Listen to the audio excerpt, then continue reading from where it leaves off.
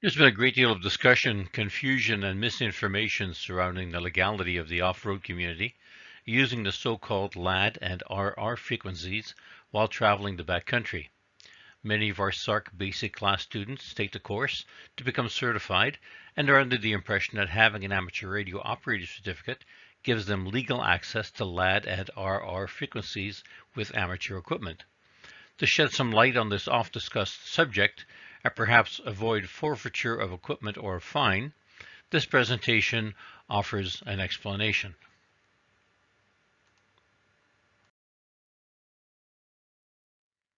First of all, let's look at some definitions. The Department of Industry, Science and Economic Development, or ISED for short, is the ministry that looks after the radio communications regulations in Canada. And that includes issuance of radio licenses and verifying that the equipment that's used in Canada conforms to the regulations. Now, per the Canadian radio communications regulations, it's the term of a radio license that the holder of the license may install, operate, or possess radio apparatus to perform any of the following services as authorized by that radio license. And that includes the aeronautic service, the amateur radio service, public information service, developmental service, fixed service, intersatellite service, the land mobile service, maritime service, and radio determination service. Now, all of these are separate licenses or certification levels for these various types of radio communications. And that person, if so licensed, can install, operate, or possess radio apparatus at a fixed station, a mobile station, or a space station as authorized by the radio license. Of our discussion, we're only interested in two radio services, that being the amateur radio service and the land mobile service. The amateur radio service, of course, is a group of volunteers and provides a radio communication service in which radio apparatus are used for the purpose of self-training, intercommunication, or technical investigation by individuals who are interested in radio technique, solely with a personal aim and without any monetary interest. Now, the land mobile service is a paid licensed service, a commercial service. And the radio communications regulations state that the land mobile service means a radio communications service that provides for communications between mobile stations, fixed stations, space stations, or other mobile stations. So the land mobile service is a commercial paid service. The individual using it does not have to be licensed. The radio equipment is licensed. So for each radio that's used on a land mobile service frequency, a license fee, an annual license fee has to be paid. And that fee is set out in Section 63 of the Radio Communications Regulations. And for a mobile station in the land mobile service, there's a monthly fee of $3.40 or an annual fee of $41. And that is no matter where that equipment is operated.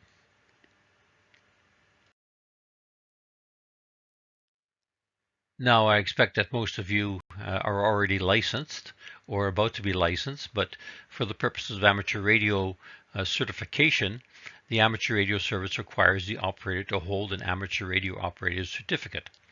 Previously, two documents were issued, an amateur radio operator's certificate and a radio station licensed.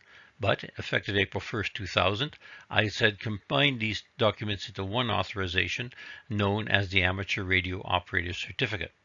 There is no longer an amateur radio license. The only other two places where an individual has to be personally licensed is in the aeronautical service and in the marine service. These are separate certifications, different from your amateur radio certificate. In the amateur radio service, you only need your single certification, and you may own any number of radios in any number of locations, be it in your car, a handheld, or a fixed station somewhere. However, in the commercial services, including the land mobile service, you pay per radio, not per frequency in the radio, but each frequency in the radio must be listed on that radio license. So if you own a mobile and a portable and you use them on a commercial band, again, like the land mobile service, you would require 2 licenses, 1 for each radio. Contrary to amateur radio, commercial radio is pre-programmed to operate on specific frequencies and cannot be user programmable. So you cannot actually attempt to transmit on an amateur frequency if it does not already exist in the radio. Commercial radio equipment must pass testing to ensure that it doesn't create interference and is complying with both the International Telecommunications Union and Canadian regulations. This is referred to as being type approved. Radio equipment is approved according to the bands and purpose for which it is marketed, and a lower standard exists for amateur equipment than does for commercial equipment. Unlike amateur radio, where we can choose our own frequency to operate on, as long as it's within the amateur radio bands, commercial radios are not permitted to be frequency agile. For example, a trucker cannot one day decide to set up a talk channel on a frequency that is not already designated, licensed by ISAD for trucking. Commercial radios modified to be programmed by the operator in the field are not type approved and could not be legally used on commercial frequencies. So, amateur radio equipment, if it is marketed as amateur radio equipment, cannot be used for commercial frequencies such as the land mobile service. A commercial VHF radio frequency range will typically be capable of covering all or a portion of the amateur VHF band. Typically, a commercial radio can accept frequencies between 136 and 174 megahertz.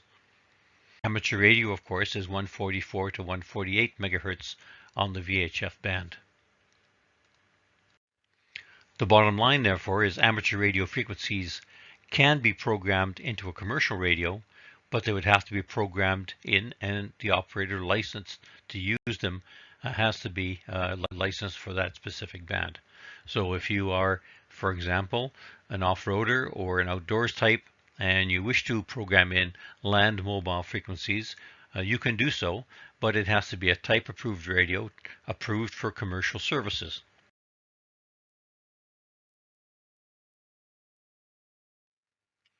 Now there's one more important caveat. Since 1997, narrowband equipment has been implemented in North America for VHF commercial radio equipment. That means that twice as many channels can now be assigned, as each channel takes up only half the bandwidth. Channels are now specified narrowband, 11 kilohertz to be specific, with a maximum transmitting power of 30 watts, or as otherwise indicated. Amateur equipment is not narrowband and causes interference on narrowband channels. They, if you will, slip over into adjacent channels and cause interference or distortion. This is one of the reasons amateur equipment is not permitted on commercial frequencies. If you buy an older commercial radio, it may not be narrowband either, and would no longer be type approved for certain commercial frequencies. Additionally, many amateur radios, mobile radios in particular, are capable of typically up to 50 watts, so they would exceed the transmit power that's allowed on narrowband commercial channels.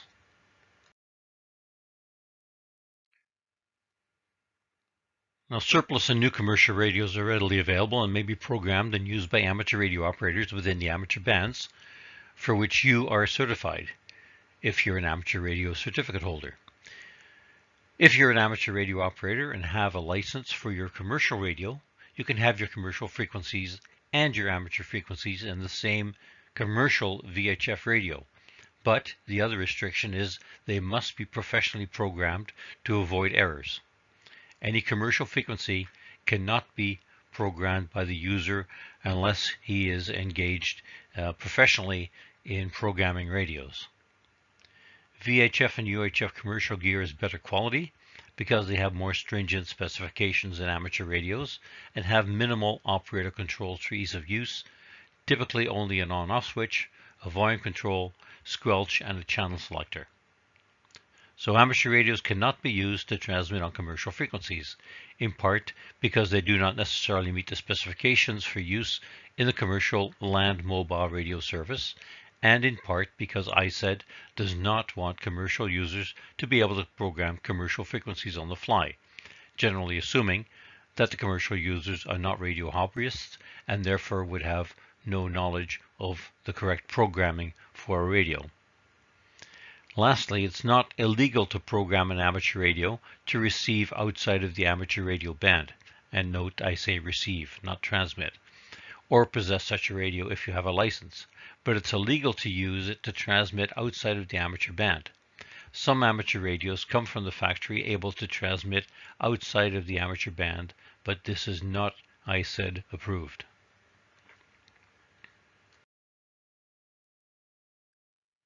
So the question comes up, what about FRS, GMRS, or other non-amateur frequencies? Well, it should be no surprise to you that the license-exempt radios marketed for these bands are very low power and have narrow channel spacing. License-exempt devices include cordless telephones, baby monitors, family radio service walkie-talkies, remote garage door openers, or wireless local area networks. Although license-exempt radio devices generally transmit signals at low power levels, the power level alone does not determine if a license from Industry Canada is required. By law, license exemption only applies to radio equipment that has been tested and certified to comply with the specific technical standards and operates in specifically designated frequency bands. For the General Mobile Radio Service, or GMRS in Canada, transmit power is capped at 2 watts by law, while the units sold in the US can operate at 5 watts. Everything else is the same, frequencies and the communication standard. One needs a license to operate a GMRS radio in the United States.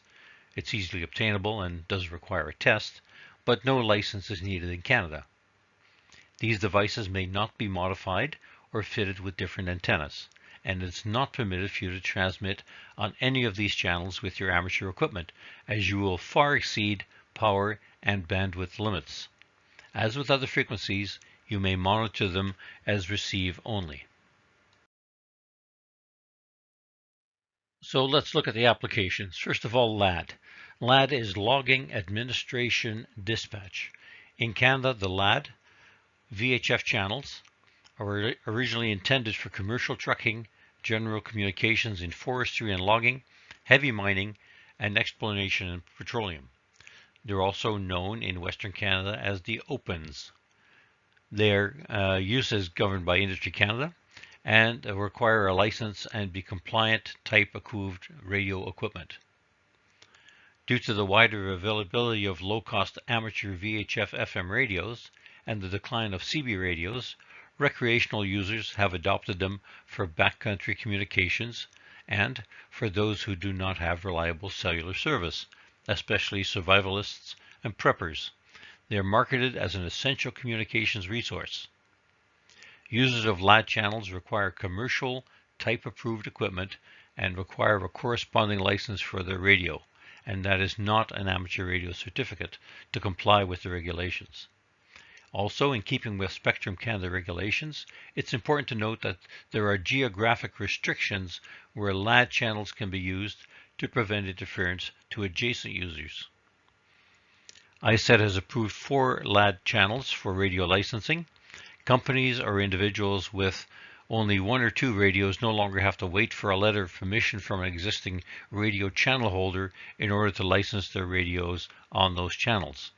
Their radio supplier can apply with ISED on their behalf for use of the 4 LADD channels in their ISED-approved commercial VHF radios. Larger companies apply for a commercial shared frequency channel if they have many mobile vehicles needing to be dispatched from an office or base station. So that could be a taxi service, a delivery service, etc.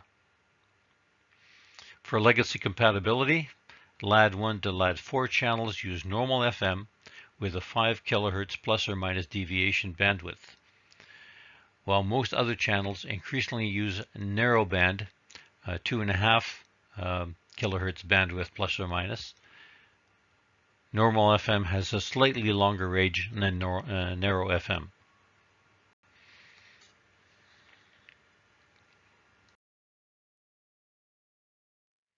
So that's LADD. Now what about resource roads, also known as RR roads?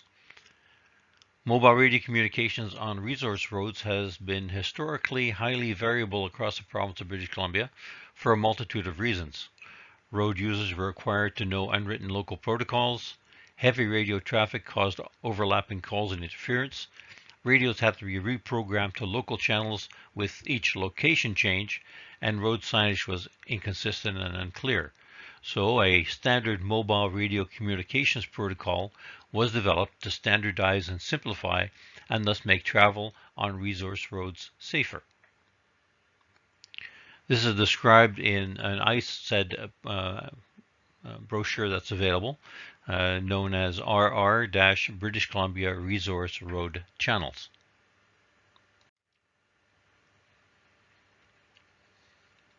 In British Columbia, there are in excess of 620,000 kilometers of gravel roads that could be resource roads. ICED RR channels are narrowband, 11 kilohertz maximum with a transmitting power of 30 watts maximum, or as otherwise indicated. And to prevent interference to adjacent channels or adjacent users, these channels must only be used in locations where it is specifically posted for usage. Two-way radios using these channels require a commercial mobile radio license. The use of amateur, marine, or user-programmable radios is specifically not permitted.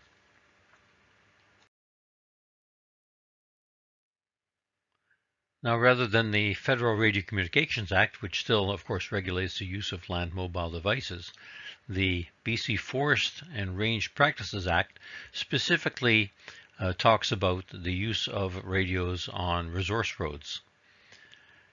And it says basically that a driver on a Forest Service road who uses a two-way radio to communicate with other drivers on the road must announce, in accordance with any road markers posted at intervals along the road, his or her position and the branch of the road being traveled, only if the driver uses a radio frequency provided by the holder of a private commercial radio station license or other license under the Radio Communications Act of Canada, and the regulations under that act to communicate with other drivers, and the Forest Service road is posted with a sign that indicates the radio frequency that is to be used. So a particular frequency has to be used for a particular resource road.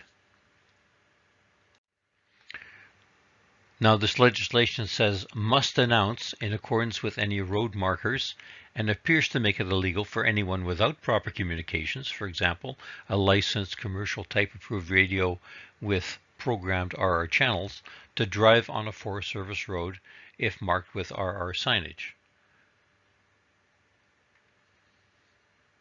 And please note again that this is British Columbia legislation. The legislation in your particular province may be different, although the terms of the ICED regulations for land mobile radios and licensing thereof would still apply. Now, if you're an off-roader or other outdoors type and you're out in the bush, you may have heard activity on other frequencies, not on an RR channel or on a LADD frequency. There are other commercial frequencies in use by logging and other resource companies, and these may be licensed by ICED to specific companies or to individuals for use in their particular enterprise. It could be mining or any other of the other resources. You can look up a licensee for a frequency if you know the frequency on the ICED website. These are private frequencies. They're channels that aren't to be confused with LADD or RR channels. You would need a letter of consent from the licensee to transmit on these frequencies, and a license fee has to be paid for the radio, and because it's a commercial frequency, the radio has to be type approved, which means narrowbanding and all the other parameters that make up a type approved radio.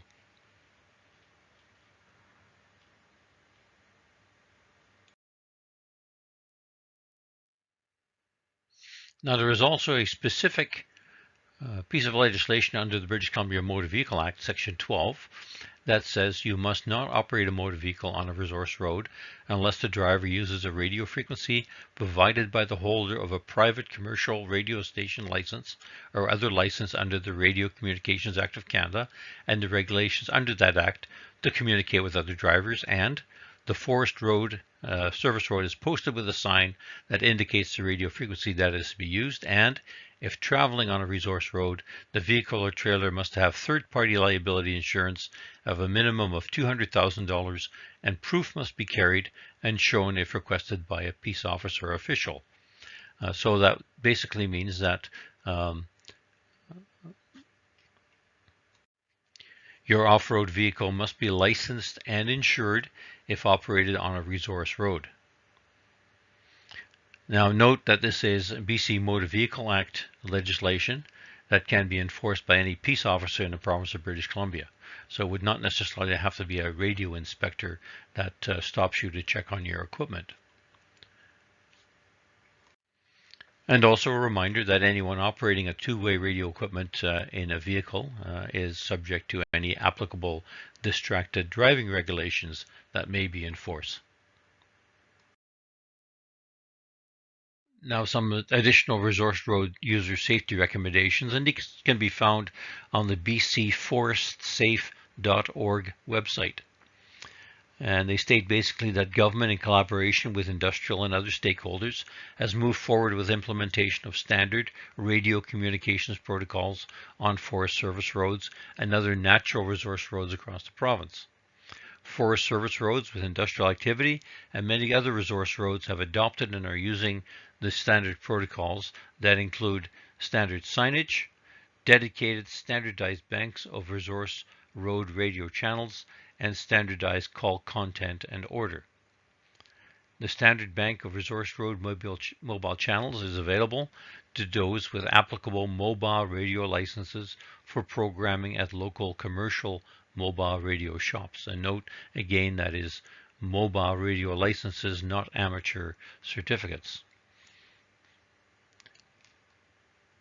Most resource roads are radio assist, and use of mobile radios for communicating location and direction is not mandatory.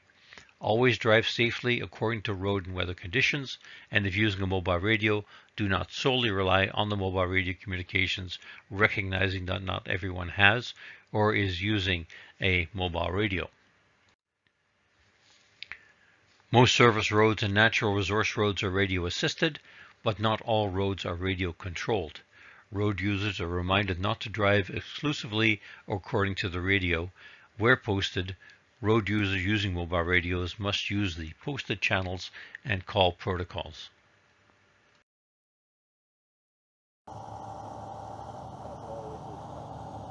Hey guys, thanks for watching. My name's Trevor Ginther. I'm the road marshal for Canfor. So we're here on a forestry back road, and we have multiple users on this road. We got commercial and we got public. So at the end of the day, all we're shooting for is for everyone to be safe and to get home safe. So a key point with that is communication. In the last years, including this year, we've had multiple incidents between heavy traffic and light traffic. So the biggest thing is to communicate. We always want radio use, so if you guys can get radios, that's the best thing. If you guys don't have a radio, what you should do is wait down at the gate there and follow up someone with a radio. And if there's no other pickup, follow a logger up. He'll call where you are all the time.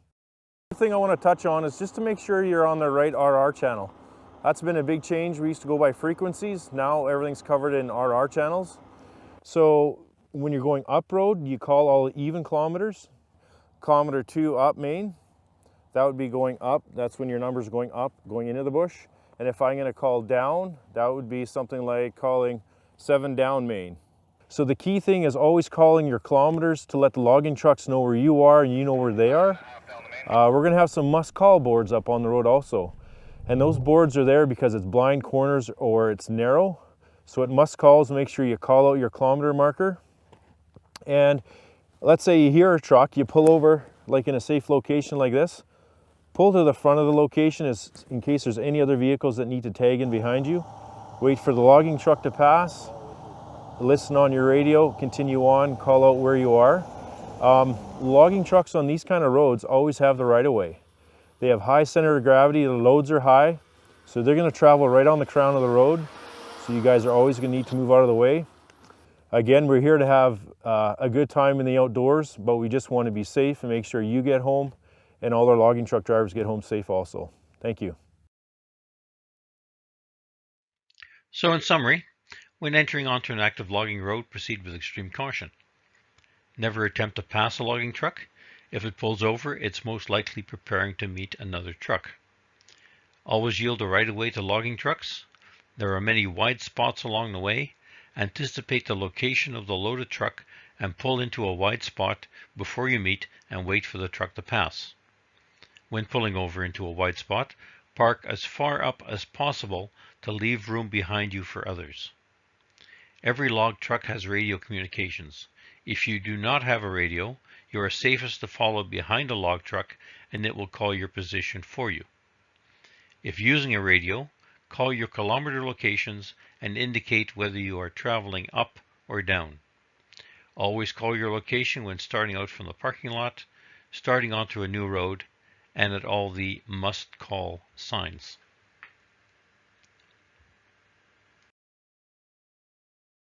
So let's finish up with a quick review of distracted driving regulations in BC. A driver must not send or receive text messages or email on any type of electronic device. A driver must not hold, operate, communicate, or watch the screen of a handheld electronic computing device, one of the purposes of which is to process or compute data. A driver must not hold, operate, communicate, or watch the screen of a handheld electronic communications device, and that would include your amateur radio. Now, two-way radios, such as we use in the amateur radio service, are half duplex. That is, you can only talk or listen at one time, as opposed to telephone devices where you can carry on both sides of the conversation simultaneously. And our radios may be VHF, UHF, or HF communications devices, and they permit the transmission of sound over a radio frequency. A two-way radio is defined as consisting of a handheld microphone connected to a transceiver, and there is some discussion in the way of a gray area about keypad mics. The recommendation is that you not use a keypad mic because that then puts the controls of the radio in your hand. If it's a standard mic with no keypad controls, you should be okay. It has been suggested that perhaps you could put a sock over a keypad mic, but I wouldn't guarantee that that might not get you a ticket.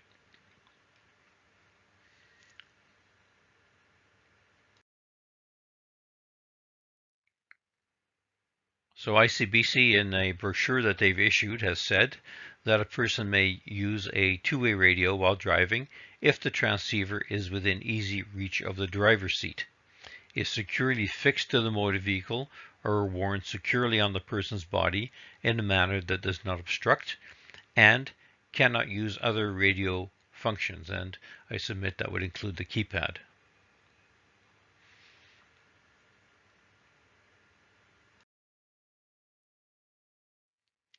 So to summarize this presentation, it all boils down to the radio must be certified under the proper radio standard specifications for use in Canada and is licensed by ISED on the specified frequencies. You're certified to operate only on the frequencies assigned to the amateur radio service if all you have is an amateur radio operator certificate and not a commercial license for those frequencies. A land mobile license is required for a radio operated on commercial frequencies at a cost of $41 a year currently, and the radio is licensed, not the operator. Commercial frequencies must be programmed by a professional. Now, these rules exist for a purpose.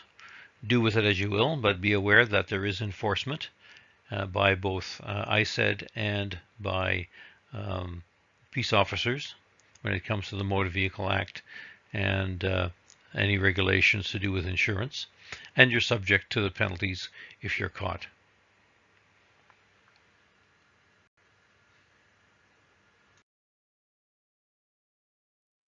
Now, the other question I get most often is, what radio do I buy? Now, if you're looking for strictly an amateur radio, there are lots of choices both locally and across Canada and into the States. And I would suggest that you check the back page of our newsletter for some of the local dealers that support the club.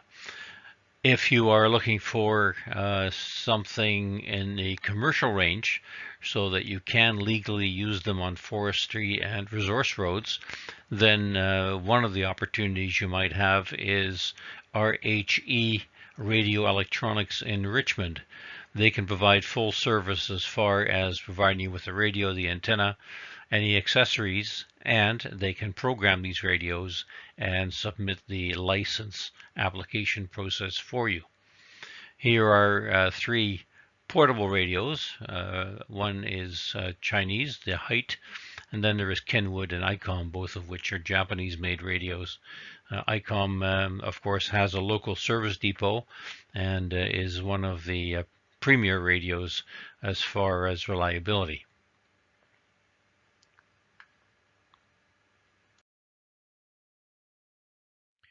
Here's another one, also from RHE Radio Electronics, located in Richmond. This is an Alinco dual band radio, but it is type approved for commercial use.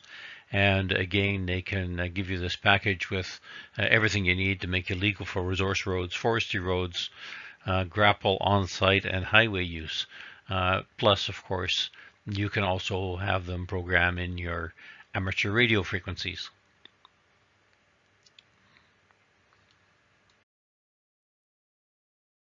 Now, if you're going deep into the bush, I would probably recommend that you get a mobile radio just because of the additional features and the additional power that you will get with a mobile. Match it up with a good external antenna and you should be ready for just about anything. So again, two more radios here from RHE Radio Electronics. One is a Hytera, the other one is an ICOM.